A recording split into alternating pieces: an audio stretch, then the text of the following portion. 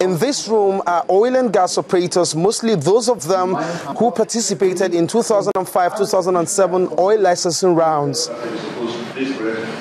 The Department of Petroleum Resources is bothered and wants to know why most of the oil blocks awarded are yet to commence production years after. Why should a block be less than 100 square kilometers? And to not compound the problem of the block, it's an amphibious block.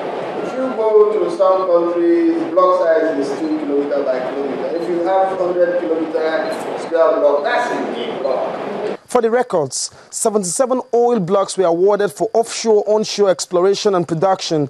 While only one is producing, others say they are challenged. We do not think it's fair that indigenous companies, with the bulk of their earnings and the balance sheet from Nigeria, should be lumbered with the obligation of going to speak to international banks to get performance bond for work in Nigeria. We think that we should be able to use local banks. Moving forward, having responded to some of the complaints, DPR says Tuesdays and Thursdays are now open for awardees to resolve grey areas with the agency. If there is no discovery in those blocks, government doesn't earn any revenue. And don't forget, for every activity, government makes a little bit of earnings. For example, when you bring in a contractor, the contractor makes money, pays tax to government. So it's a complete chain.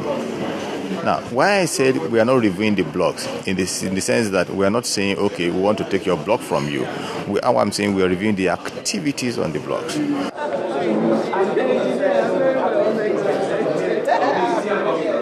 Yes, Nigeria's crude oil reserves may not have showed up as a result of non-exploration and production from these oil blocks over the last 7 to 8 years. But it's also important that agencies of government begin to look at the issues that are raised at this conference, especially those of funding, bureaucracy, and data collection. When that is done, obviously, production may return to these oil blocks.